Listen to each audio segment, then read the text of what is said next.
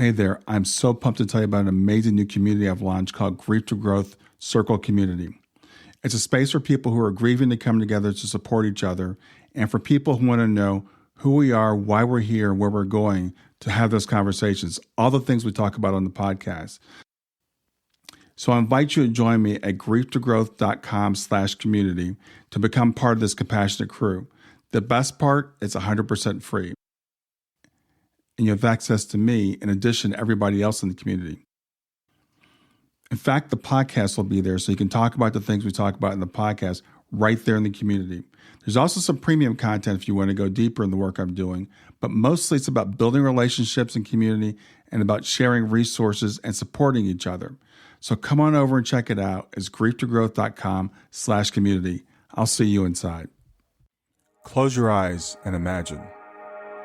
What if the things in life that cause us the greatest pain, the things that bring us grief, are challenges? Challenges designed to help us grow, to ultimately become what we were always meant to be. We feel like we've been buried, but what if, like a seed, we've been planted? And having been planted, we grow to become a mighty tree. Now, open your eyes. Open your eyes to this way of viewing life. Come with me as we explore your true, infinite, eternal nature. This is Grief to Growth, and I am your host, Brian Smith.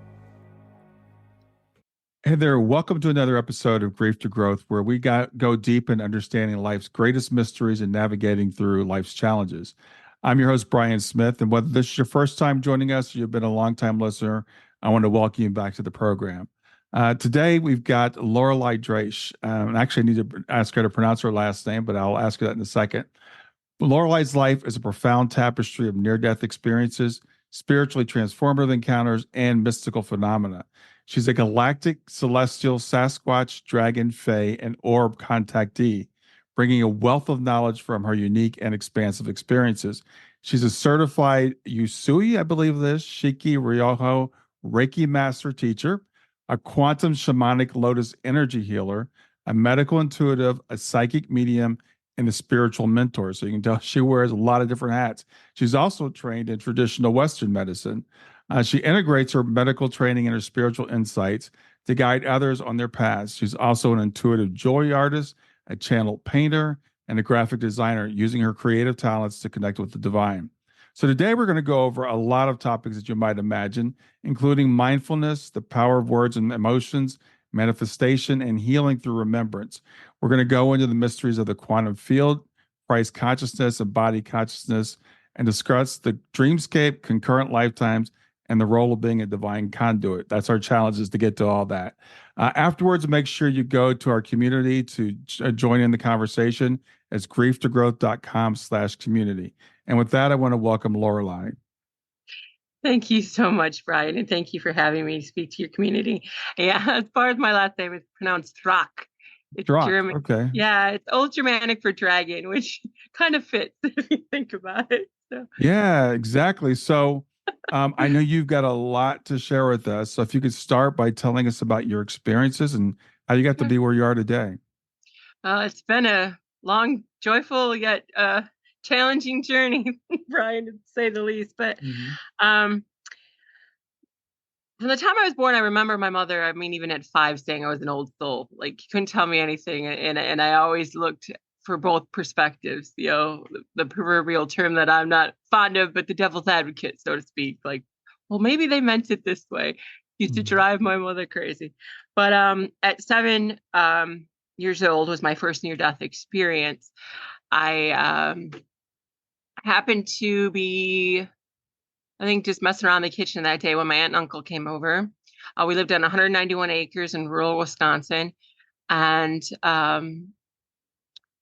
so it used to be a quarry. So they had dug a lot and hit natural springs. So we had about 5 or 6 natural ponds, some quite large. The one my particular near-death experience is based around was like 30 foot deep. It was the deeper one that we used as a swimming hole. Well, that particular day, it must have been early spring, because my brother and my uncle wanted to go see if the bluegills were spawning, which was on the other half of this pond. So being my mother was cooking supper, she's like, take your sister with you, get her out under my feet. So my aunt, uncle, and I and my older brother, and it's about a mile walk. We walk back there, very forested. So there was two entrances to this particular pond, because in the spring, usually when everything melted, it was connected. So this plays into the story, or I wouldn't give all the details, but so my brother and uncle went to check on the spawning and everything. I asked my aunt to go to the deeper end. They had built like a makeshift pier, it had posts and pallets, and it went out about maybe 5 feet or so. There was an incline, and then you go out. And next to that was where the frog pond was. We called it that because all the frogs seemed to breed there. So that was my favorite area. So I asked my aunt to go there, and there's about a pathway, must have been 30, 40 feet at least, of covered trees between these two ponds. Well, she took me over there. I went down the embankment and was on the platform, while my uncle and brother were at the other entrance. I remember it must have been late afternoon. Yeah, because she was cooking supper. So the sunlight was really coming on and reflecting off the water, and I felt very mesmerized. Like I was worried, like I would like fall in for some reason. So I moved to the left side of the pier where the sun wasn't, and I was just standing there looking. At that time, my aunt said, "I'm gonna go check on your uncle." She always had like this weird separation anxiety. It's just how they were. They were very connected. She's like, "You're gonna be okay." People always balk. A 7-year-old, and she left you at the end of the pier. You have to remember, we were a farming family. We had responsibilities at a young age. It was a different time, Mm. you know. So I'm like, "Yeah, I'll be okay. Go ahead." Um, and the next memory I have, which is very interesting in this fact, is being feet first in the water, thinking, and the water coming up over my face, which is odd because if you fell in, you think about it, you'd be head first, right? So to this day, it's kind of weird for me. And so when I became aware from there to there, the bubbles were just coming up in front of my face, and I realized, oh my God, that's my air. I'm screaming out my air. When I'm out of air, I'm gonna die. I'm gonna drown. But the minute I said I'm going to die, my consciousness left my body. Like instantly, I was gone. That moment of panic, everything. It was instant. And next thing I knew, I was looking above the whole scene, watching my body sink. But it was interesting because then my consciousness like literally moved into my brother first. And he was thinking, can I swim to her faster or can I run? And literally I am laughing because I'm like, you can't do either. I was just like laughing. I thought it was so like absurd. And so then I'm like, and so next then I went to my uncle. I mean, it seemed chronological yet all at once, how these things happen. And so next I remember connecting with my uncle conscious, just like, and they were swearing like, oh shit, they're gonna blame us. Oh my God, what do we do? Like, why did you leave her? All these things, because they must have heard me fall in, my aunt screaming, because I remember when I rose above, like seeing her look around and see I had fallen in. Then I went to her consciousness, where she's on the pathway going, oh my God, because I couldn't swim, she couldn't swim. But she's like, I'm closest, I have to try. If I don't do this right, we're both going to drown, and all those types of thoughts. And she determined that she could like hang on to the end of the post and try to reach or scoop for my body and maybe get my hair, kind of thing. When I realized, what everybody else was doing, it's like I rose higher. And then I connected with my mom's consciousness back at home. Like I said, why I said it was about a mile. And so I could see the whole neighborhood. And then I was with her consciousness, and she was just wondering if we caught anything, how long we'd be back. She was like chopping vegetables, making, I think it was chili. That was common for her. And as soon as I knew they were all okay, it's like I had to check on them. My next remembrance is being in this space that was all like clouds and mist. Is the best way I can describe it. And I sensed there was a being to my left, but I don't remember seeing anybody in this particular experience. I remember off to the left, though, there was like this archway. the light was so bright that I couldn't see exactly. Like I could see the outline of it. And I could tell there was like a being like coming through or out of it. But like it looked like super huge, if I could say this, where I felt like an ant. That's all I know. Like this whole image seemed like really large. And I remember this gets me emotional every time. Like this unbelievable peace and love, like a parental love times 1,000. Like it was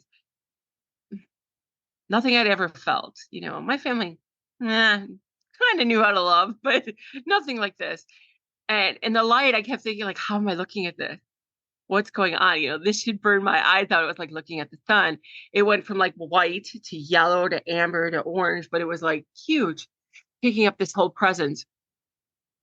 I have like vague remembrance of things, like knowing I was being shown things, because I remember what felt like arguing for lifetimes that there was no way they were going to make me go back to that. I'm not going back to that. No way, no how. Like I argued what felt like forever, and like then they'd show me more, and I'm like, no, and so there was this whole thing like, you're not making me leave this beautiful piece. It's not happening.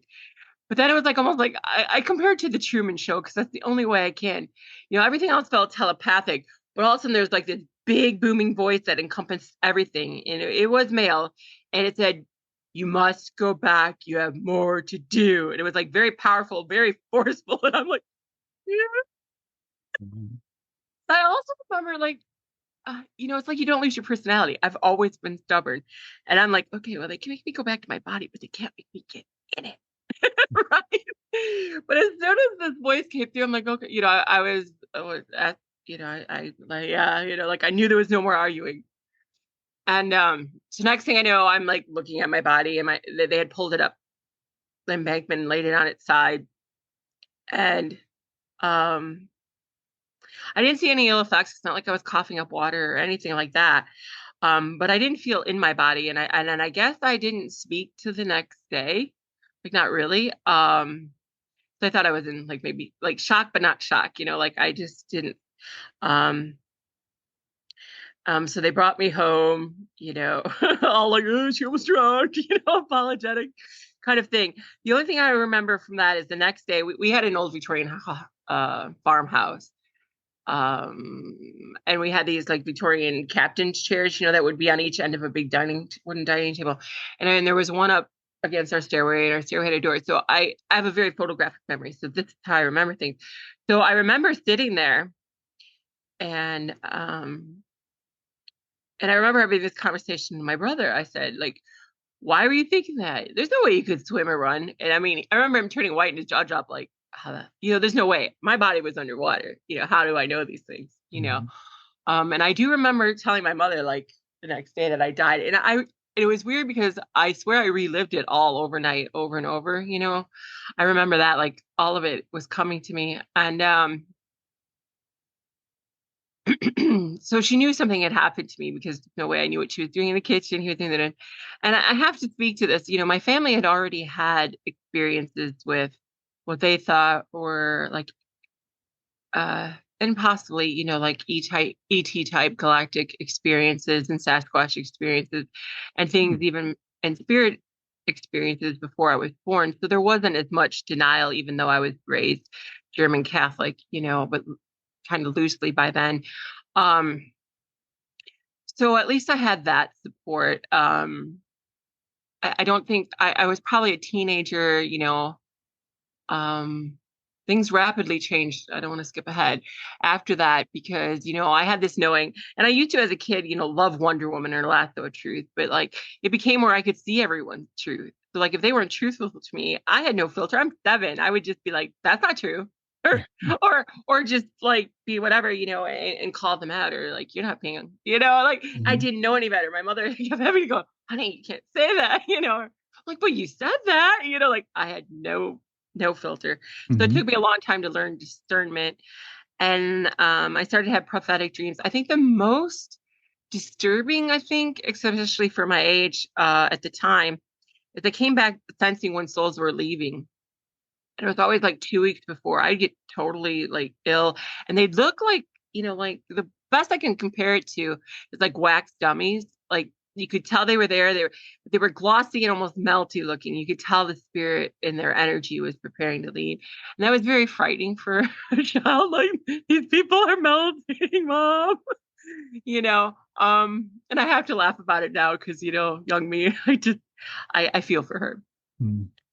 But yeah, and it happened with my grandfather died right around that time, and I'm not sure if it was before or after, but I think a lot of my near death was maybe preparing me for that because he was the only person who validated me and really seemed to care for me at that point in my life. So maybe that understanding, was there to help me. But the abilities were quite confusing. My mother was very supportive, and it got where people would really listen. Like at first she would filter it, not trying to call me out, just say, hey, maybe you shouldn't do this, or are you okay? Because I would sense when people weren't doing well. But as I got older, I spoke for myself. And there were times like my sister didn't take a trip because I said, there's some reason you're not supposed to fly, don't go, So I had that kind of support. But it was almost like, I always say this, like I'm a timeline transplant, because I remember having a pretty good childhood, but when I returned, it was kind of like I didn't fit in. My brothers would call me the milkman's kid. They became very abusive, very jealous. There was just a lot of that going on after. And I didn't fit in with my family anymore. I mean, they were hunters, farmers, and I couldn't stand the thought of death. I'd put a fly outside, all of these kind of things. So maybe they felt judged. I'm not sure. In my 20s is when kind of the first medical intuitive type stuff, that's when I went to go to school for it, started to show. And I remember a few instances, with the doctors I worked with, like I'd come out of the room from the patient and be like, like for instance, there was a 5-year-old girl, and I came out. They were just thinking she had a strong stomach ache, and I came out and said, "This girl, it's her appendix. I don't know why, but it's the appendix." The doctor kind of scuffed at me, and then he went in and he came out like my brother. Why did the ghost kind of his jaw drop? He's like, "How did you know that? I would have missed that. She needs to go to the ER right now. Get her paperwork ready." So those kind of things were a lot of responsibility if you think about it for a young person. Mm-hmm. So that was a very interesting journey. Classmates and everyone would be like, "You're weird, but in a good way." They just didn't know how to get me, and neither did I. Yeah. I just knew things and could sense people's emotions. So I was always saying like what you might call the right thing or the supportive thing, even not knowing what was going on from them. So it made me a little weird, so to speak. But yeah, if I can continue if you like. The other experiences, but yeah, that'd be great, please. okay. Well, I had some prophetic dreams about that I would get married and have children, and I eventually this leads to that. My husband is the one I met at 4 years old and had this weird soul connection with. I remember the day I met him at 4, I was at the Kenosha County Fairgrounds, and we were just staring at each other, and it was just like this weird locking moment in time. And we didn't really meet up too much again until we were like 17, dated there. But by the time we re-met and became a couple was at 27. And oh, excuse me, 23. Forgive me. 27 is when we decided to get married. And at 28. And I finally, after years of trying, because I never wanted to get married unless I could have kids. I didn't think it was right to marry someone. It was just this weird thing, like if I couldn't give them a family if they wanted a family. And I finally had gotten pregnant after years of trying. What I had this, my grandmother had passed by then, and she came to me in what I would call a visitation dream or a visitation. And she showed me in the clinic that I normally went to with a calendar on the wall with the date. And she said, "This baby is not yours to keep. I'm so sorry. There'll be more, but there's a reason for this. Just know that you'll be okay. Everything's going to be okay." And then, like I said, she pointed out the date. I think it was February 27th on the calendar. And yes, we got married in January. And By then I was already showing signs I had to get hormone replacements. And indeed, February 27th, I went into the emergency room. They performed an emergency DNC, and without knowing anything about me, because I'm very sensitive to meds and everything, they gave me too much anesthesia. And we didn't realize I was highly anemic at the time. So,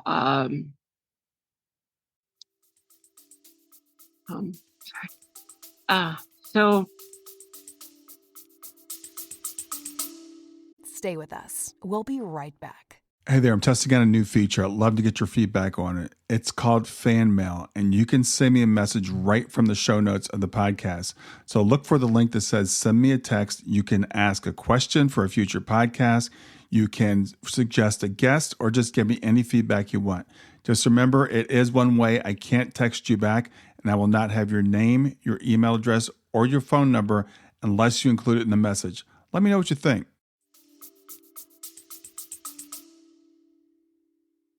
I lost a lot of blood and I quit breathing and had to be incubated. And the doctor, it was actually a doctor I worked with, said he almost lost me. He was very mad the next day, let's just say, that the other doctor, waited so long and that I ended up in the ER and everything else. There isn't a lot of remembrance with this one other than I had the same after effects. And I later learned in subsequent ones that I went home for healing to have these children that I was shown in these previous prophetic dreams.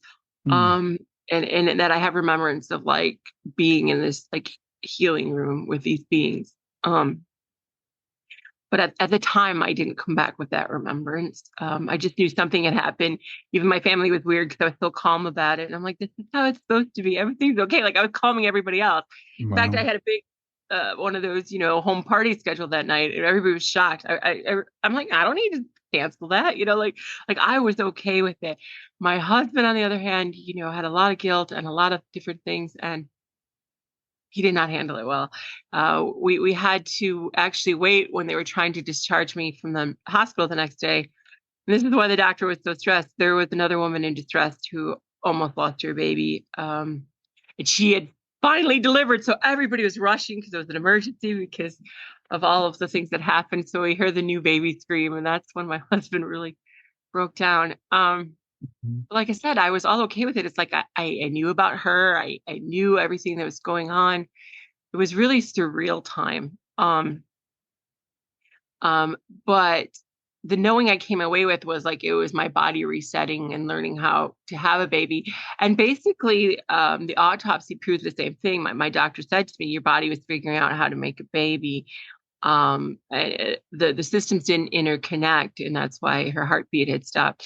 And he said, like, if you want to have another baby, you need to have it now. And that's exactly what we tried to do. And that's where I had the rainbow baby I had seen in the vision I had.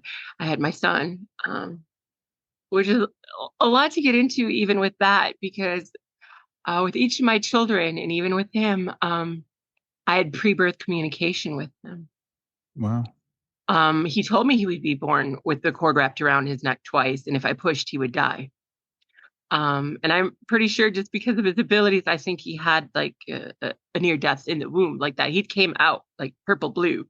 They had to, revive him and everything. I didn't push because that would. So I followed all the instructions. Because the doctor's like, hold up. I'm like, yeah, I can't push. Like I knew. It always freaked my doctor out. In fact, I knew every time, like within a few days, that I was pregnant. Like I sensed them. So my doctor got where he just trusted me. If she says she's pregnant, just give her time. She's fine. So they monitored me really close. And for my daughter, the same thing. She showed me that, like, if I didn't push, they would have to do emergency DNC, emergency C-section and everything else. And knowing my anesthesia and everything else, like, that was dangerous for us both. Because she almost got trapped. She came out posterior. The other one said she'd come quickly. Like the nurse didn't believe me, and I was like, she's there. She's coming now. And the doctor barely got his clothes on. So like each one communicated with me. So it was a beautiful experience that way. So everything turned out as it should, as far as, and they all are experiencers and have lots of abilities, and thank me for being the mother that they have that would support that. So I have a very strange family. We're all experiencers of one kind or another, but we've all had at least one near-death experience. Out of 5 people, yeah. So that's a little weird. As far as after that, my next experience, I'm trying to remember which came first, because I did have it was right around the same time. I had a very strange experience where, almost like some people would say, it was a walk-in or a change. I was laying on our futon watching a show that day. And I was laying there, and all of a sudden in my vision, I was seeing the honeycomb grid. At the time, I didn't know what the heck that was. And then I was seeing all these like energy waves going up, like all of these weird patterns. I think they were like blue and pink. And then all of a sudden, like I could not make them go away. I didn't know what this was. And I was freaking out. And then I realized I couldn't lift my body. It was like dead weight, especially my arm. Like I first started with my arm, and then I couldn't lift my body at all. And I'm sitting there. I was able to get out to my husband, like, something's wrong, like I couldn't even move, and I was just seeing all of these grids. So he took me to the hospital. I ran so many tests and after tests after this. It took me 2 hours, because that was the weird thing. I could not remember who I was, where I was. I didn't even know my own name. It took me over 2 hours for them to get me to say, I think my name is Lori. That's my legal name. And but I couldn't relate to anything or anything. Like, the memories came back, but there wasn't like emotional attachment to anything, if that makes sense. And some of the memories didn't come back. Like I don't really remember. I remember brief things of raising my children, but like nothing.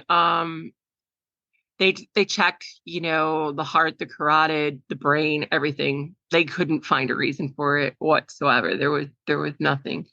I remember it was a very stressful time by then, and I think at this time I had lost my mother.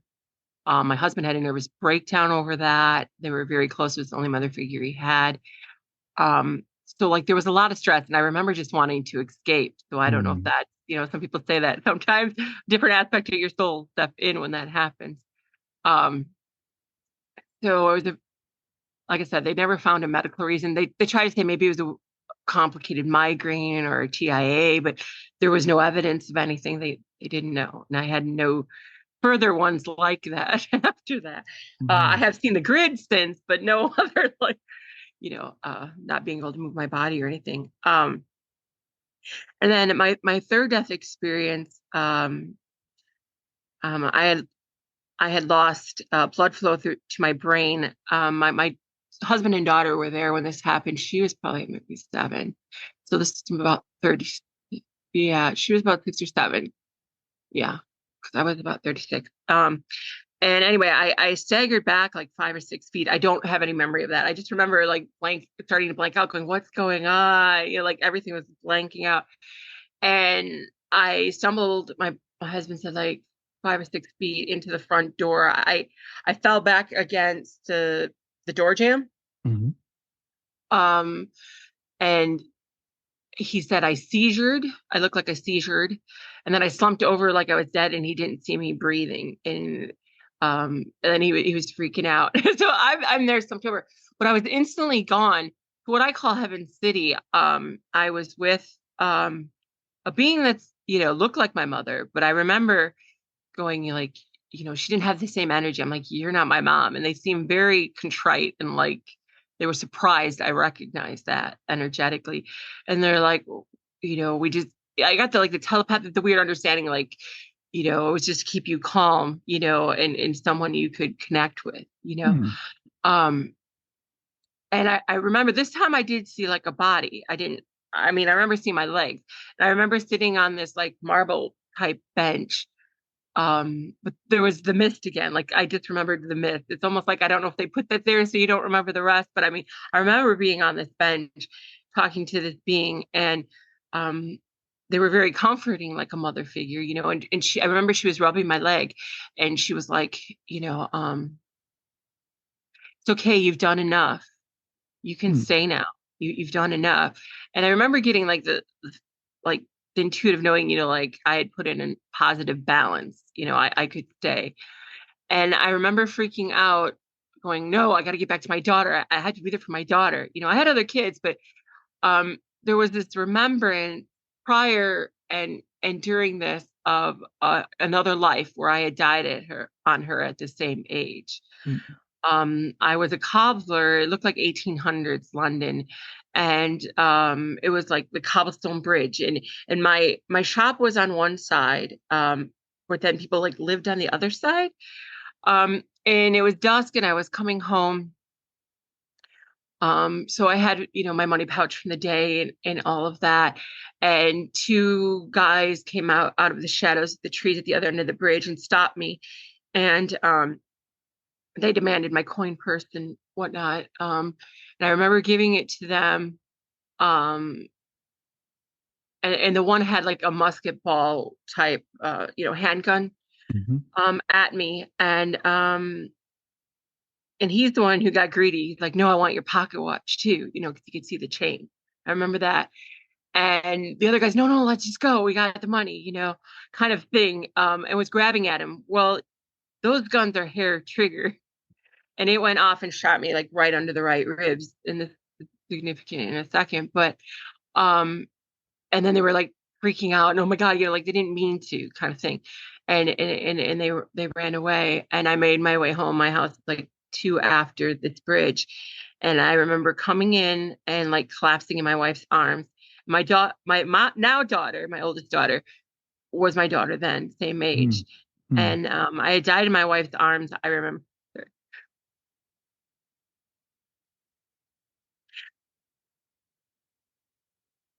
I remember telling her, my wife, that I loved her, and sorry to my daughter.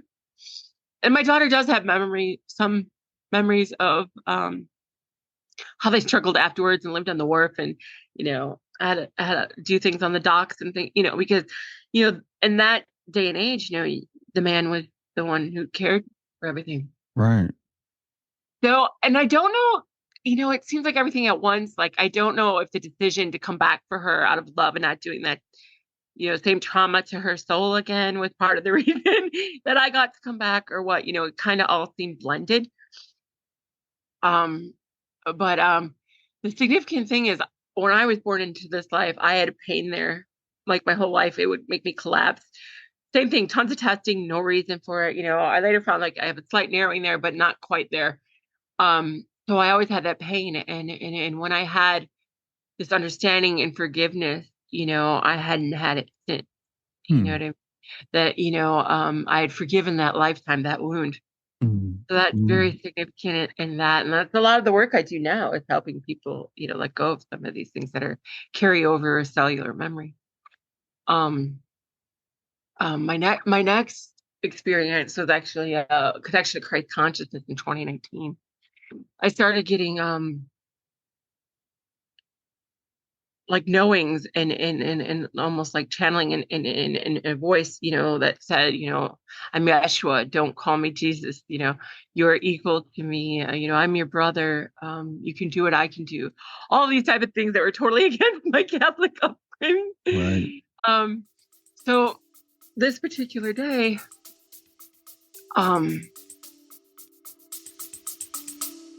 Stay with us. We'll be right back. Hi there, I'm really excited to tell you about my latest ebook. It's 4 lessons that you can learn from the near-death experience without going through all the trouble of dying to learn them. I've been studying NDEs for several years now. I am completely convinced that not only are they 100% real, but that there's some very universal wisdom that we can get from the near-death experience. And I've distilled that down in this book into 4 short lessons. And I've also given you all the reasons why I believe that NDEs are absolutely real. So go to www.grieftogrowth.com/NDE lessons to pick it up for free. www.growth.com/NDE lessons. I hope you enjoy it.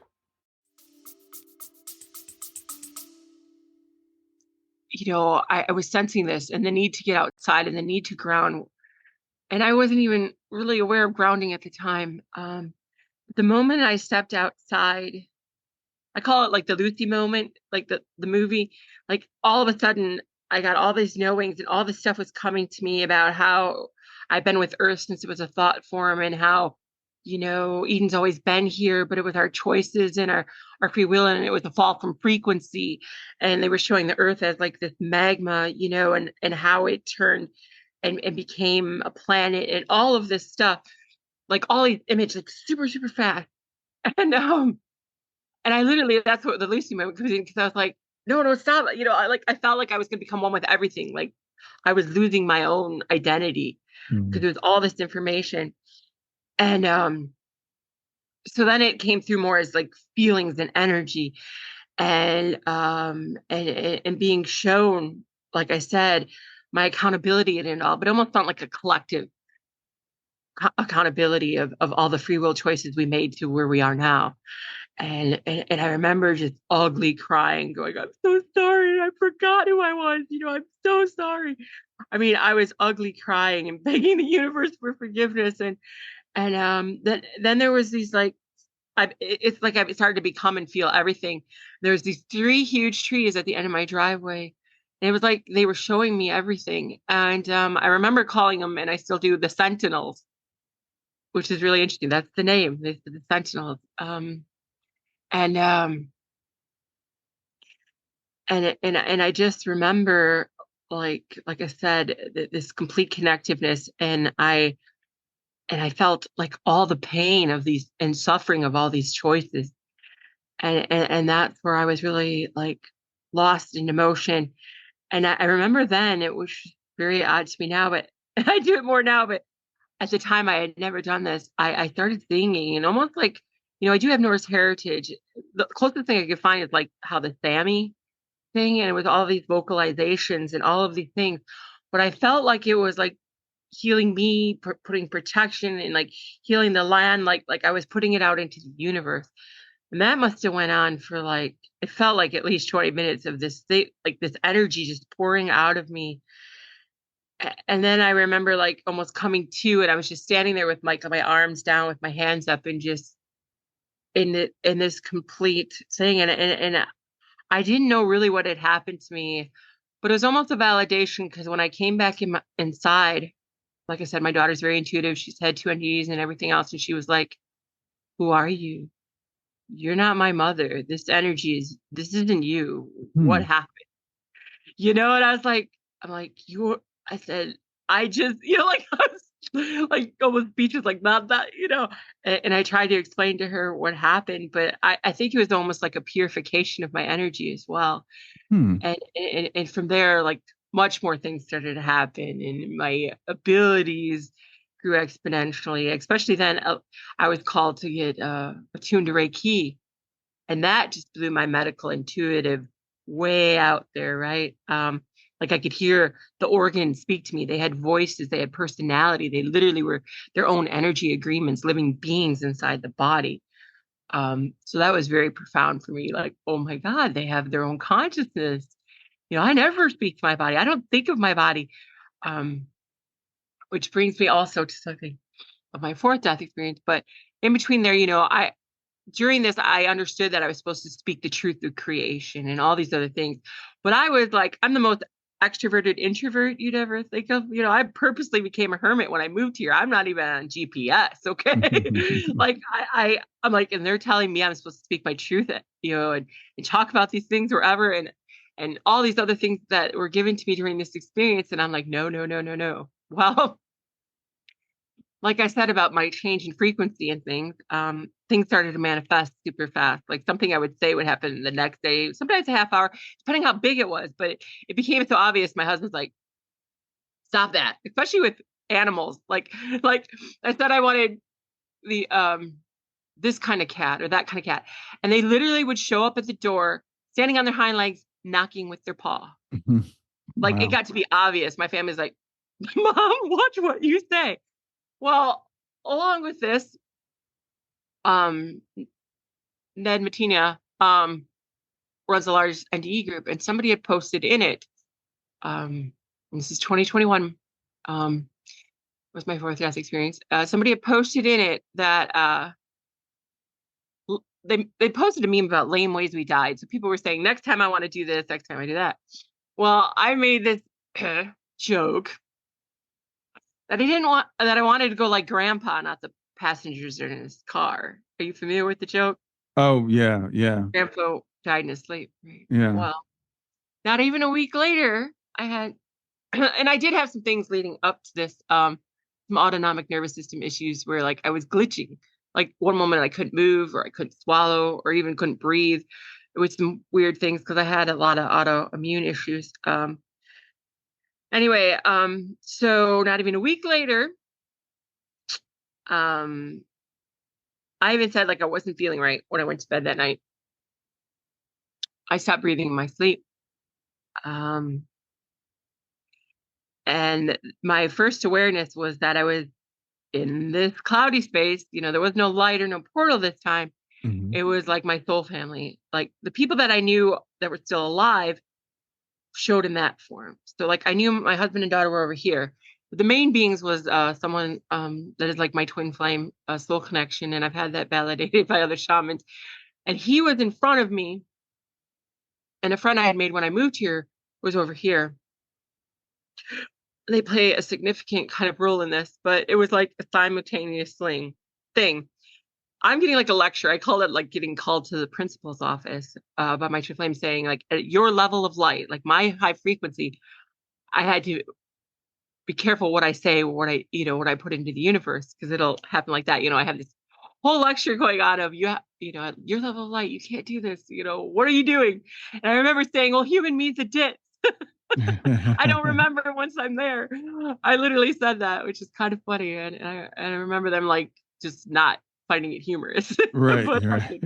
right. And meanwhile, the other woman was saying like, if you want your body, you have to get back in it now. And we called my body a vehicle, which is interesting. And she's like, you have to get back in it now. I'm like, I don't know how. She's like, just slide into it. You have to make your body swallow, which was interesting because I later met a friend, her NDE, she was told to swallow too to restart her body, which is, so I don't know what this is, but I was told I had to swallow. So I remember doing that. And as soon as I took that swallow, it was like this huge gasp there, like that. And I remember, and then like, it was like a horse kick to the chest where my heart started. I mean, it hurt so bad. I can't even, yeah, I can't relate it to anything. And then she's like, okay, now do a systems check. I'm like, like, what the hell is this? She's like, move the energy up, feel your toes. Can you feel your toes? I'm like, no. She's like, well, move the energy, move it in.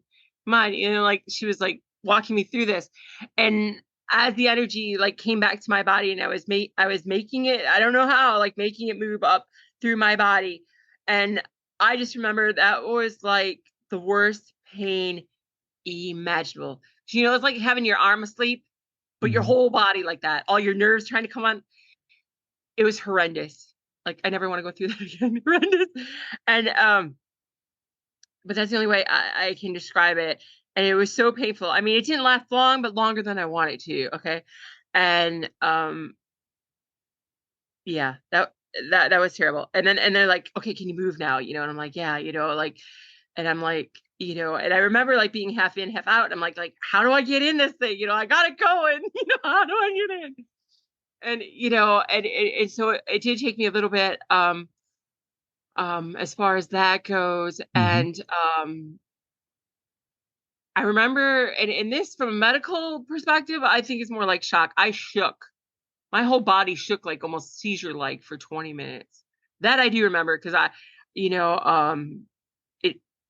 was at least a good 20 minutes. I mean, like, and I'm like, what just happened? And I was kind of trying to deny it in my own way, like, oh no, that didn't happen. Maybe that's just bad, everything. But like I said, I remembered, and I can get into this, and a lot came through afterwards, about the power of thought, words, emotion, and how they play into creation. But it was interesting because the validation I got, that particular woman in real time told me that she had a dream or a vision that she saw me dead laying in my bed. And my twin flame said, I know something happened to you last night. He goes, you died or something. Like, I felt your energy leave, because he's very sensitive to my energy. He even, like, if I'm hurting on the right side or I hurt my right shoulder, he'll feel it in his left. Like, he's very connected to me this way. He's like, you left the venue. He's like, what happened? He goes, and I remember this whole thing. He's like, I had to run you through some tests. What was this test? And I do remember, mind you, that there was a test, but I had no idea about what it was. And he said I had to he had to drink from my body or something. It was very bizarre. He's like, something happened, and I've heard of that, I think, through other NGEs. And so it only confirmed for me, like, oh my God, this really did happen. It's like, I don't know, for some reason. And, like, even though I've had all these experiences, I try really hard to deny them. Like, this couldn't possibly happen. This didn't happen to me. I didn't die again, So I just remember that. And there was this agreement, like, okay, you said in 2019, we gave you all this information and you were supposed to go back and you were supposed to talk about it. You didn't, like, if you want to go back, you need to start speaking. You need to do all these things. They showed me all of these things that were to come, and it kept filtering in of, like, what I was supposed to do and the things that would happen and the platforms I would be speaking on and everything else. They're like, this is why you're going back. If you agree to this, you can go back, So there was all these layers to this experience. So I started writing more in the NTED group, and I wrote this whole thing about, you don't have to die to live, 10 things I would tell younger me. And my daughter told me to post it there, that somebody needed it. Well, it went kind of like mini viral, like 1,000 shares. And that's when Jeff Mara saw me and some other people, so I did my first podcast December 31st, 2001. So that's how I can kind of date and manage it, because this NDE was January 2021. So it took me till December to, like, really get myself, like, kind of going. Sure. And so then I was much more mindful of my words. What I understood was, like, some people argue with me that it has to be the emotion behind the words, but they showed me in my case, like, what I write, what I say, matters, and that everything has a frequency. And as a collective, we've fed certain words these energies, and they mean certain things. So when you use them, you're also adding that energy, the collective energy, into it.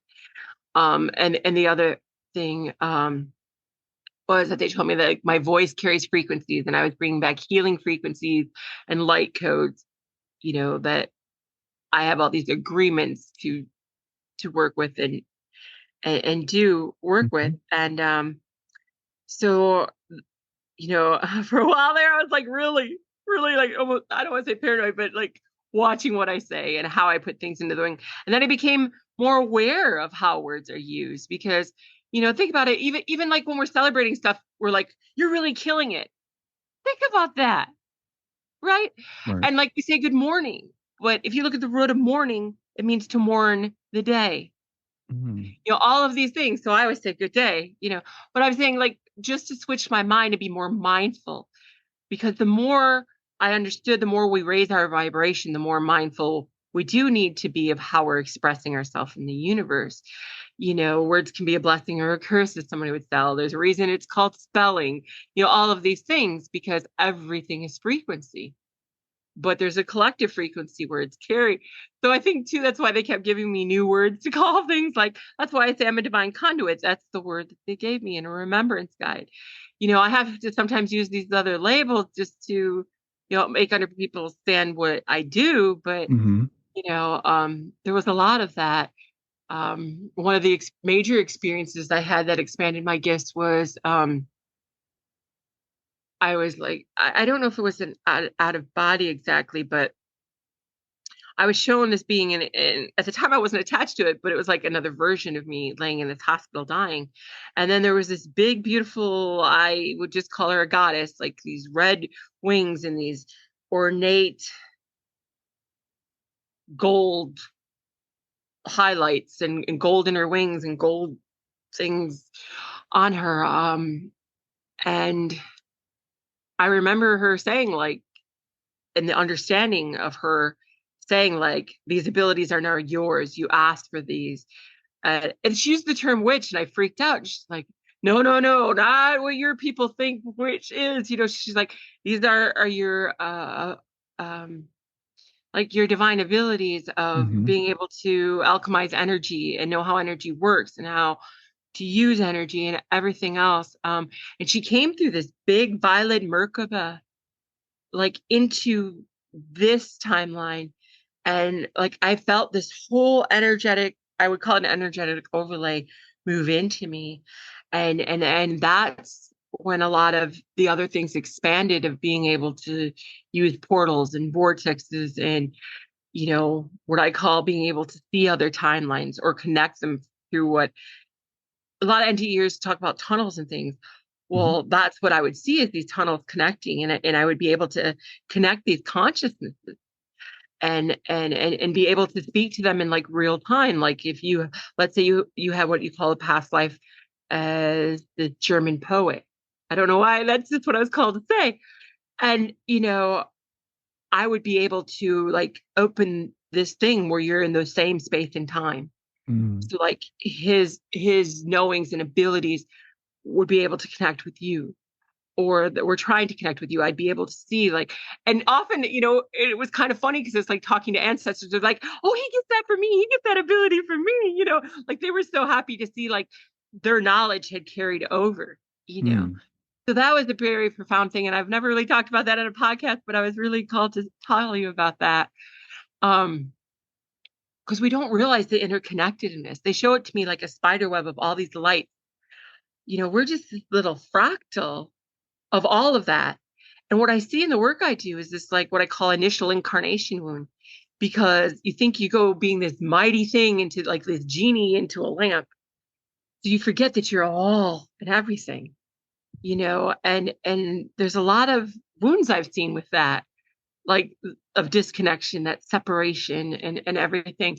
So being able to reconnect everyone with like all that they've ever been was so healing for so many people, Yeah. and being able to see that. So I thought I was done with a lot of this. I mean, there's so many other experiences I could get into after that. There's so much, but Mm-hmm. I thought I was done. And then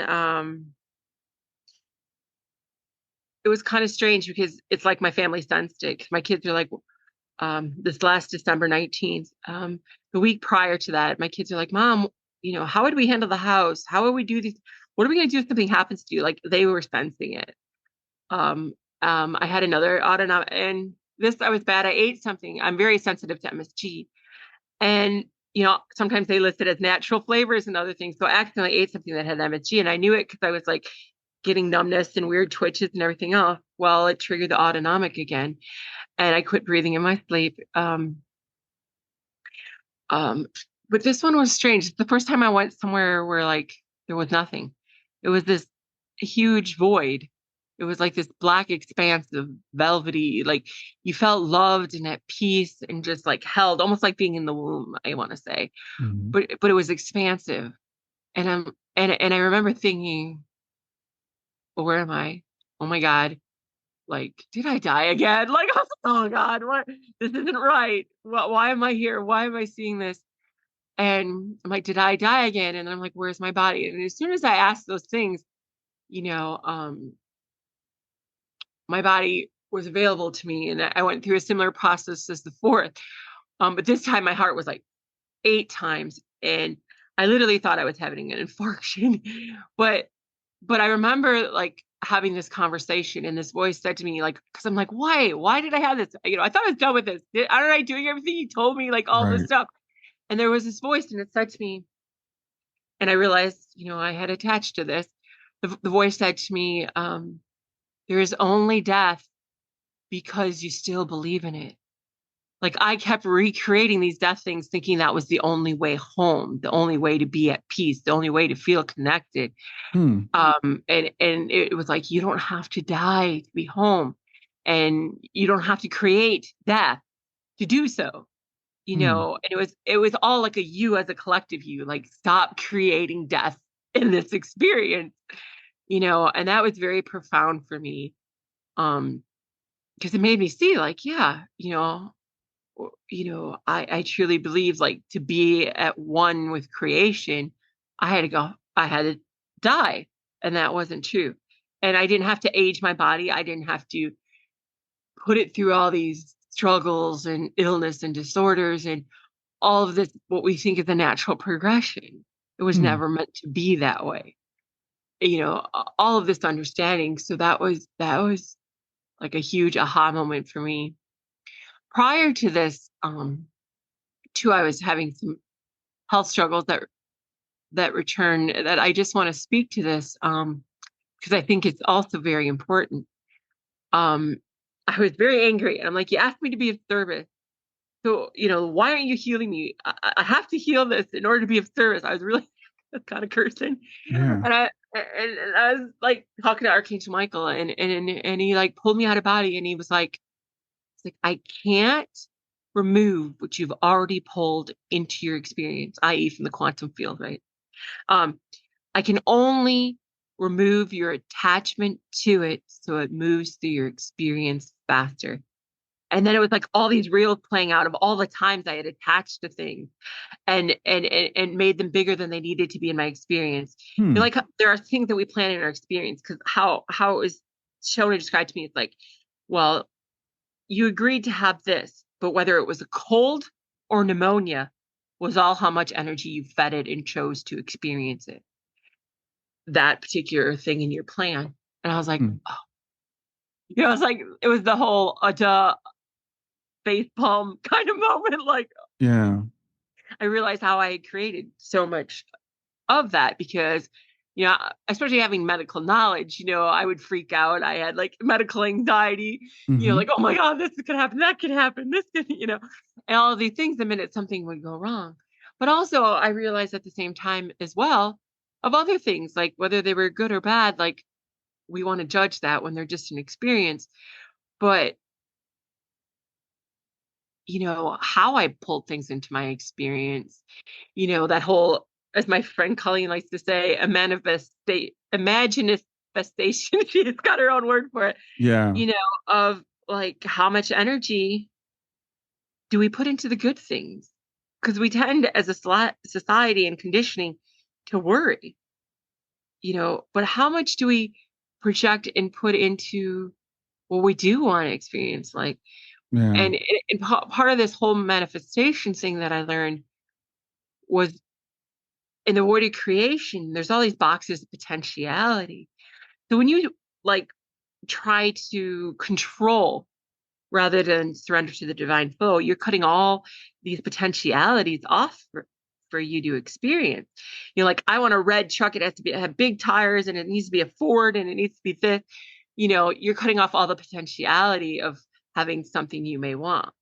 I want a house in Malibu. Well, maybe you weren't meant to have that house in Malibu, but you're supposed to have a nice place in Colorado, but we think we know better, right? So, there was some of that realization too. Like the more I surrendered to the divine flow, the more I was in abundance and the more things that loving positive experiences would come into my life. But every time I tried to control it, that's where I created suffering. So it was very profound for me. But those are kind of like my general experiences. I didn't get into all the contactee stuff in my younger years, but yeah. Well, thank you for sharing that. I have so many questions. One is you mentioned your twin flame, and you mentioned in the one experience you saw your twin flame. Is that your husband, your twin flame? Oh, it's not. Okay. No, I've had many lifetimes. I was told, and even quantum hypnosis with my husband and daughter, and that we come as like a trinity, like we're like the same part of the same oversoul, but we each have a different purpose that we incarnate multiple times. So I work very well with my husband, but and it's weird because him and my twin flame also have very different, very similar like spiritual experiences. So I don't know if they are the same soul as well, if that makes sense. Yeah. And so I was going to ask you, but I think you kind of answered this because it sounds like you keep going home, you keep going back. And I've known a few people that have that experience, but I think you said you were calling that to yourself because you thought that was the way to maybe reset or something. Is that true?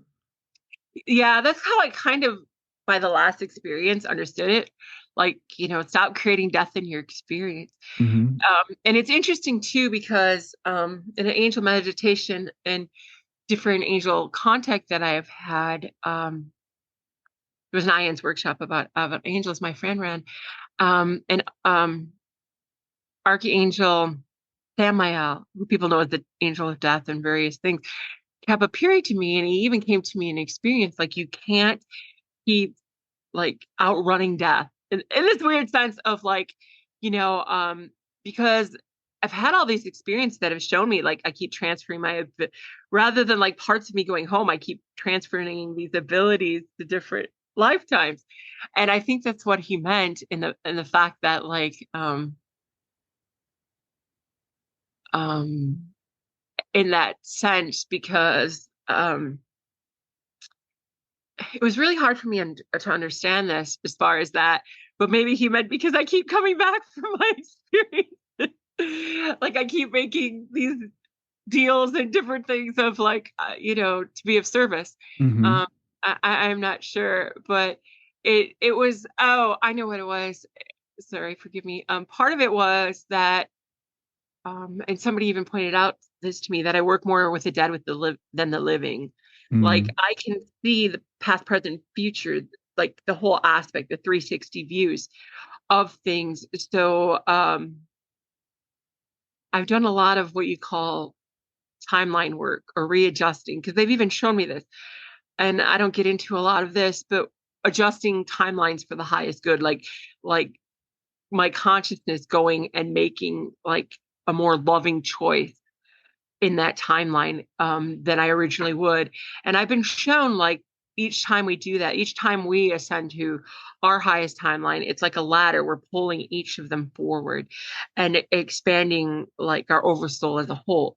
Mm-hmm. Um, so there was some of that going on, like, like alternating things and things. It's like, you can't keep doing that.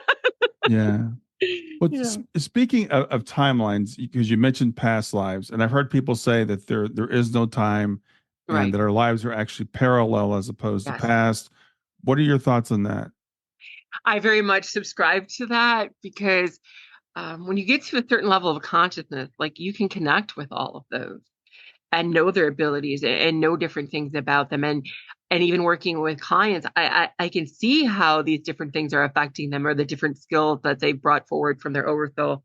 What I mean by oversoul is like the first fractalization of their soul that became other personality complexes to experience various lives, like I say, all at once, and Mm-hmm. different ones.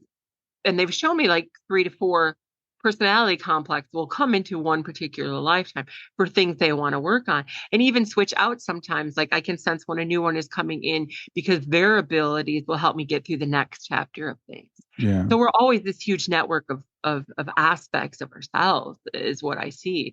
And it all is going on, like I told you, like a spider web all at once, like a multiverse, some people call it. Right. Uh, but I've definitely had multiverse experience. So I would say that it's all available energetically at once.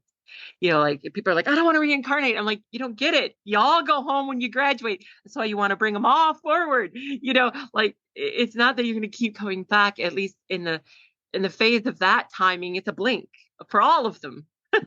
you know, Yeah, that's my experience with it. yeah, I think that's a concept that might be new to a lot of people. That I'm just coming into. Is like we're not, we think of ourselves as an individual, but we're actually part of a collective. Even as Brian, I'm part of a personality group that's part of an oversoul, that we're not as individual as we think we are. So it's a mind-blowing concept. It is. I mean, it took me a lot when they were giving me all this information. I'm going, what?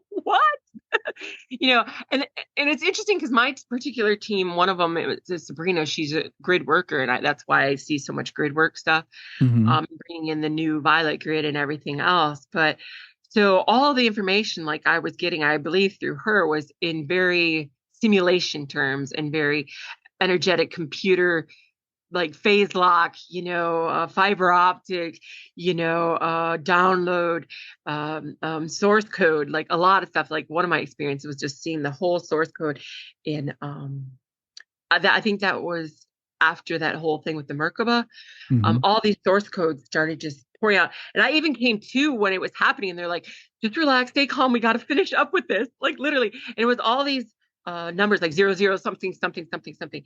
And they were like, they looked like literally like source did. Like they were white with a glowing like amber around them. And it was almost like, that Wheel of Fortune, but different, like the wheel, Right. just like all these numbers just in front of my face. And I'm just sitting there, like by then I got not used to it, but I knew some crazy things have happened. So I was like, okay, whatever, but I understood like each of us carries different codes that activate another person or for other people or for ourselves, and to activate what I call the divine DNA, but people call it like the junk DNA and everything else that I call our birthright, that gives us and remind, this ability to be multi dimensional and have what I call our birthright back of these abilities of, that people call clairs. Mm-hmm. I have all my clairs. They're various in strength depending upon what I'm working with or what I need at the time. Mm-hmm. But I think that's available to everyone. It's just the remembrance, the ability to expand the mind. The mind controls the reality of having that awareness. As each thing happened to me, the more it expanded to the point where I was like, and I couldn't deny anybody else's experience because mine sounded just far-fetched, and they really spoke to me about sovereignty. Like each person creates their own timeline, their own experiences. So for you, it might be a red shoe, somebody else is the blue shoe, but you still have the same backdrop, Mm-hmm.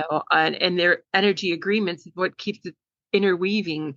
Like you and I today, our timelines align because we agreed to do this, Mm-hmm. kind of thing. And so it wasn't my job to save anyone. It wasn't my job to make people remember or any of these things, only to tell the truth of my experience so other people had an awareness of what they could be creating and experiencing for themselves to expand their experience. That was it. Yeah. That was the truth of it, in why they wanted me to speak, because so much of our suffering comes from feeling like that trapped genie, Yeah. like this is all there is, and this is all I am, and it doesn't feel right, or this doesn't feel like home. That's because there's this multi-dimensional being wanting to go back and explore. And the only time it gets to is when your conscious mind shuts down enough and your subconscious can take you on all these astral trips and all these other places to experience, because your conscious mind won't allow it. Yeah. Let's talk about manifestation a little bit, because I heard you say, like, if we hold on to something too tightly and try to control it, then that doesn't work. But on the other hand, we can manifest, as you were speaking things into existence. So how do we navigate those two things as just an average person? For me, I would say, as an average person, um, is your thought loving to the whole collective, or is it self-serving? Mm. It, the reason the earth has its density for us creator beings is because we're not mindful and we're creating chaos. So it's a blessing that things don't instantly manifest if you're not aware of yourself, know yourself, and have this mindfulness to create from that pure divine love. Mm. So it is much easier, unfortunately, because of the frequency and density, to create maybe more things that we do not want by the energy we feed. So people don't really have the belief that you can create a miracle, let's just say. Mm-hmm. But I've healed things that shouldn't have been healable. I've created and seen things that shouldn't be like part of our reality, and different things. So, and and I remember my child literally duplicated a toy, and there was no way. She didn't have another toy. She didn't have any of those. She literally duplicated a toy as a child in front of me, and it's like, Mom, look, I have two. I'm like, but nobody told her she couldn't. Do you understand? Mm-hmm. And I think a lot of it is conditioning. Stop limiting yourself, because there literally, if you're able to expand your mind, take it in baby steps. Like, okay, there might be angels. Okay, there might be fairies, whatever you want to, okay, there might be more than one timeline, you know. I find like when people have major, and how you can tell this too is, and if a different aspect is connecting with you, or you're having like a timeline bleed through like of a past life or whatever, it's like sudden changes, either maybe to your health, or to things you like, or to things you want to eat. Like if you all of a sudden had a major personality change, sometimes that's the influence of that. But back to manifestation, a lot of that has to do with this. A lot of us have done a lot of work many lifetimes, is what I'm trying to say. So it is easier. Right. But for people starting out, start expanding your beliefs in increments, and sit with yourself.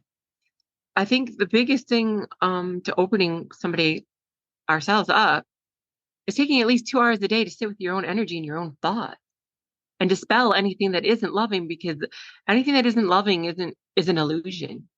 And that's when you start to separate that, and even train your mind to separate those frequencies, because I believe we're a receiver.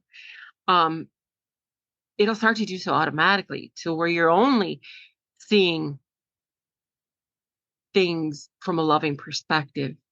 So you're only creating from a loving perspective. You're not going to get the keys to the kingdom if you're going to blow it up. Okay. not there. So, a lot of self-work comes into it first. But yeah, surrendering, like just setting a goal, or what do they call it? An intention, but letting it go. Don't go back to it. Don't feel you have to feed it. All the ones that happened to me instantly were ones I just set into the world, didn't think nothing more of it. I just love the idea of it, said it with love, and it happened. Because, when we, like I said, attach or try to control the outcome, that's when it doesn't happen. It's that surrender, that the universe is there for me, that trust that I am always safe and always loved unconditionally and provided for. I mean, my mother comes through very strongly about that in after death communication. Like, you are divinely safe, like totally protected. Nothing can happen to you. If you believe it can, it will. And I found that out even with like astral and stuff. When things become too real in other timelines, or your astral, it affects your physical body. I mean, I've come back with scratches, bruises, things like that. So I've, like my daughters, and it even happened at the IAS conference. So I could prove it. I was like, holy crap. Like, I had this hand that grabbed me in an astral experience, and I had the bruises, and there's no way I could make them, So I'm just saying, so like, anything that, because they showed me it's all an experience. It's all a dreamscape. This one just seems so real because we're believe it and attached to it. And that, when you're that attached to it, anything that happens within it can harm you, if that makes sense. Yes. So hence Archangel Michael's thing about attachment. So it all kind of clicked together, like, oh, duh, like it's the remembrance of, oh, duh, how did I forget that? Because I think when you're over there and seeing this like an observer, I always say we're actors on a play. I'll play, one actor, like a Shakespearean play, one actor playing all the roles, you're able to see it more of how, oh yeah, this is how it works. How did I forget that? Every time I go back, I'm like, like, really? So anyway. Yeah. So what is the point of us coming to this dense place, the place where I know you made a point, and I've heard this before. It's like, because we don't know how to control a manifestation, it's kind of like it's like, okay, you can only have this much because you're dangerous. So it's a point for us to learn to control that. Yeah, our emotions, our thought processes, and how we attach to things. Exactly. Like, you can create a whole world, but if you be so attached to what happens to it and everything else, you'll destroy it in your own thought form, right? Because in my band Quantum Hypnosis, I said this was a godling's game of smoke and mirrors. Like, everything was a reflection of their other emotions and their other things for them to learn and grow and be new creators. Mm-hmm. And that was pretty trippy for me, because part of that was I saw that emotions create. They were called elementals, but not in the elementals we see it as. And there was all aspects of love. So there was envy, everything else. Because I remember saying that my husband and daughter came through with more the envy, or I was pure love. And I remember being shown I was this love, and I was holding the earth in my hands, and I was so proud of it. And that it was this perfect Eden, this perfect creation, and it was so beautiful and so loving, and I was so proud of it. And then the other aspects of love were like, no, that can't survive like that. They put all these elements of hate, envy, like all the other aspects of love, hope, joy, everything into it. And I felt like they destroyed my creation. It was so beautiful. And I remember just sobbing in my hypnosis about this. So then what I said is I put all these other aspects, fractals of love, out into this creation to balance what they did, so that there was more love. So it people could experience more love than the other emotions, and try to balance it. So because envy, in this understanding, envy was trying to like destroy the perfect creation, in the God realms of things. And so I thought if I put enough love into it and myself into it, that I could balance creation, not realizing what that would do, but that was part of my beyond quantum hypnosis that I found very strange and very like, what is this all about? So my understanding from all of that is, like it's like a nursery, Okay. Yeah. For beings that are trying to learn to create. But there's other aspects, like, where creation is limitless. Like there's other layers. Like I saw that like some people come here like a vacation or a scout to learn what they want to create for their own worlds. Other people were here to have the earth experience because it is the hardest one, but you get the most like level up points from it. Some came to teach, some came to learn, some came for other purposes. Like I learned that consciousness was projected here differently. Like some people are like the souls of Earth and local to Earth and that consciousness and that God's creation. But other ones came in to help or to learn for their own purposes. So not everybody was here the same. Not everybody was energetically the same. Which that might not mesh for some people's experience, but that's just been mine. Like someone's like some of the clients I work with, their consciousness was projected from like Earth is like more like an avatar for them, and their consciousness is here observing for their planet. I also had another thing with my husband, like we came to incarnate here from a God pantheon and went through this portal, and we both had this remembrance, because as those beings, they had forgotten what emotion was, especially love. So they weren't creating anything new, and their civilization was dying because they forgot how to create from emotion. So, I mean, there's all these levels I could talk about, but Yeah. it's kind of it. It's interesting because that answer resonates with me, because sometimes we get the simple answer that we're all here for the same reason. And I don't know if you know Kelvin Chen, but I've worked with Kelvin quite a bit. And Kelvin's like, yeah, people are here for different reasons. It's like, not everybody's here to learn. And I know that freaks a lot of people out. They're all, oh, we're all here to learn. Kelvin's like, no, can't you? You said, don't you know in school, like there's some people that aren't paying attention? It's like, not everybody. So I wish everybody was here to learn, but not everybody is. Yeah, because my daughter's like, Mom, I know all this spiritual stuff. My two daughters came in very aware of their past lives, in between everything. But she's like, I came here to be a scout, and the other one's like, I came here because my planet, one person had to volunteer and la la la, and my husband's like, I know all this spiritual stuff, but I'm here to experience. I just want to have the earth experience. I don't want to get into all what you do, Interesting. And that's fine, Yeah. And so like everybody, some people are aware of their purpose or why they're here. And, mine, I came back, like they literally told me, like, you're no longer this story of Lorelei. If you're going to go back, it's to speak these truths, right, and share the information you were given. If I can speak a moment to what I learned about Project Dreamscape. Yeah, please. That was another one of those moments where I had of being taken and told that this was Project Dreamscape, and that's how some people are here.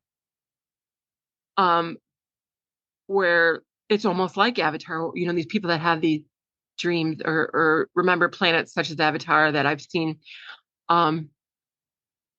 where their consciousness is projected here.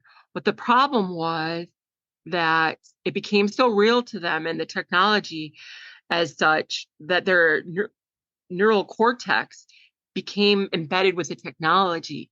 Like you couldn't safely remove them without damaging their neural cortex, is what they told me. And that part of the reason I came back from, I think it was my third experience, they told me, to this particular timeline was because my husband and my daughter are, wherever I come from in that particular timeline, are my real husband and daughter. Like they are real family to me. I don't know if they're my husband and daughter, but they are real loved ones of mine in that particular venue, right? Mm-hmm. And but they were caught in this dreamscape. And without solely, and this is part of the whole awakening process, without solely awakening them to the aspect that this is one of multiple realities, like they're all like being on a holodeck and all of this for our world anyway. That's why like people keep saying glitches in the matrix and all these things. It's to make people realize that they're having an experience rather than a reality. It is real, but it's a level of reality, if I want to say that.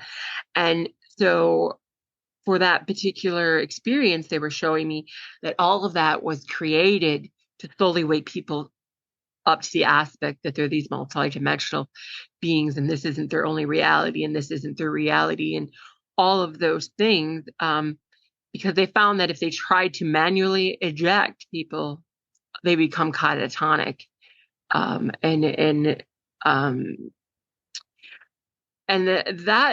that whole thing that happened with that very much disturbed me because I was like, what? Right.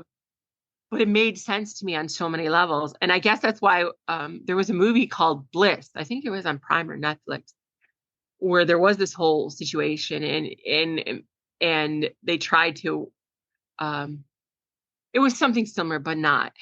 But I think that's why that and the a lot of ideas. In fact, a friend of mine told me you got to see Matrix. Is it Revelation or Resurrection? I would get confused. Revolution? I don't know. Yeah, I It can't was remember the the last name. Matrix movie. She's like, go and tell me what you do. She's like, I cried through the whole thing. So it was during the C word. And so it was very limited at the theater. So there was maybe 8 of us, my 5 family, like 3 people behind us in this movie theater.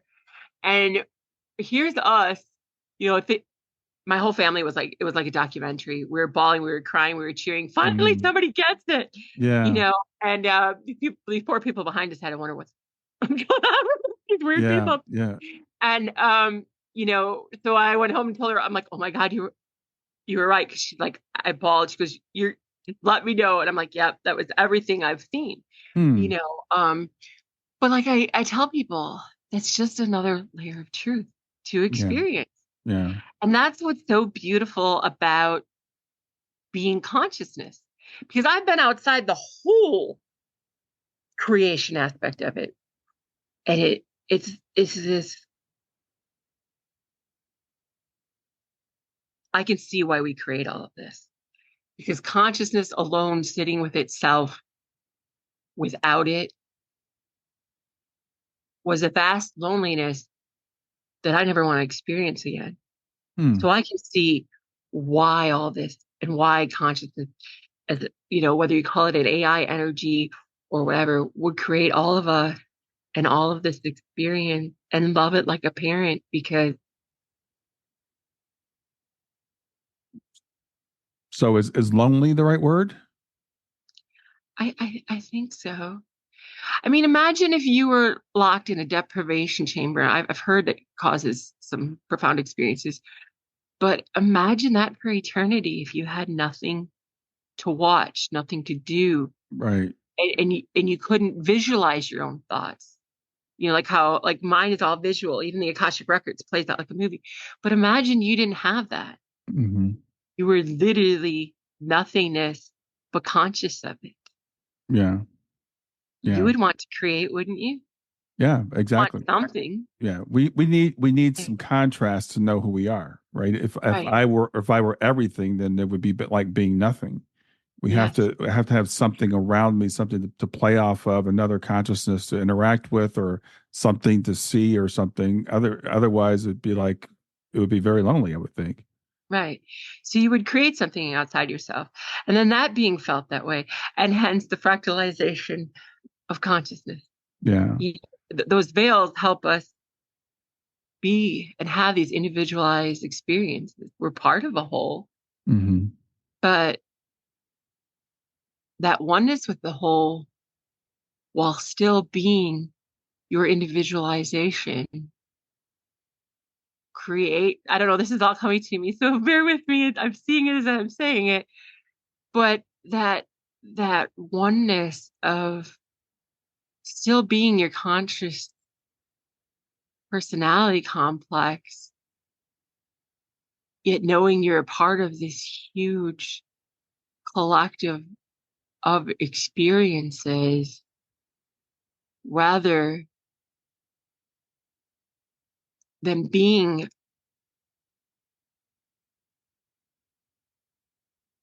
that one individualized consciousness that I spoke of, with that eternal longing for something outside itself. Hmm. Because there's people who believe like we're forced to become whole, or when we ascend, we become one and there is no us. And that isn't, and what they're showing me right now, that isn't what creator wants. That it's an option if you feel so called, Mm. but it loves the creation that it's made, and and just wants to expand that and see what we create. It's like a parent they're showing me like a parent sending you off on your bicycle for the first time. Like, where are you going to go? What Right. experiences are you going to have? Like, Right. living vicariously through every action, every choice you ever make and ever are. Yeah, that makes And sense. that's the beauty of being consciousness. I don't know. That was all just being shown to me. So forgive the hesitance. I didn't have the words for all of it. No, that makes sense, and it's a hard thing to express. Well, I've really enjoyed this, but we're running out of Oh, time. it's So fine. could you please, I know you offer a lot of services, so let people know at least some of what you offer and where people can find out more about you. Okay. I think the easiest way to find me is lorelidrache.com, because it has the links and different things. It's just like a landing page Hmm. to connect with me. But yeah, I do various sessions like I spoke of. From, Hmm. I was given the ability, what they call oracle or whatever. Like, if you ask me a question, I get the answer. So always be careful what you wish for, athlete. And I don't give relationship stuff. I try to stay away from that. I don't want to predict the futures kind of thing. But I do these integrations and soul retrievals and attachment removals and activations, like the dragon and the lotus activations of those energies that want to work with you. Hmm. But and mediumship, everything you said, even the medical intuitive. And I've done some psychic surgery, but that's in critical care circumstances, and I don't charge for that. But I'm just saying, I have done it. We're limitless. We can do all of these things. That's why I would say I don't want repeat customers, in the sense that I rather be your remembrance guide to your own self, and help you learn how to heal yourself. Mm. Uh, Awesome. but and I have every Wednesday night, a sharing group at 7 p.m. Central, where we talk about all these kind of things. And sometimes we stay after and do mediumship and healing through it for whoever needs it. And then I have an event called the Celebration of Consciousness. I do the first Sunday of the month at 11 a.m. Central, that I have various speakers and healers and teachers, a combination of all of that. And that was a download from Spirit to bring the collective together in a fellowship way that was outside organized things. And I do a psychic circle the second Saturdays of the month, where we practice psychic and healing abilities. But yeah, that's pretty much like where I am, besides all the IN stuff that I do, which, I have a IN Central Missouri group, and I'm their social media coordinator. So I'm so thankful for that group, because it's become family to me and given me a lot of language for my experiences and feeling less alone. So I always tell people, if you're looking for a community that understands these experiences, I am an SAI. I also volunteer. I'm a facilitator for SAI, the Spiritual Awakenings International. They're both beautiful organizations that can really help give you the language for these different experiences in the community. I'm thankful to be able to support those. All right. Well, awesome. I appreciate you being here. I know we could talk for a long time. I think we just scratched the surface. So we'll have to do this again. Yeah, I would love to. Thank you, Brian, for holding space with me and allowing me a platform to speak the truth like I was asked. I appreciate it. All right. My Awesome. truth, I should say. Have a great rest of the afternoon. You too. Thank you so much.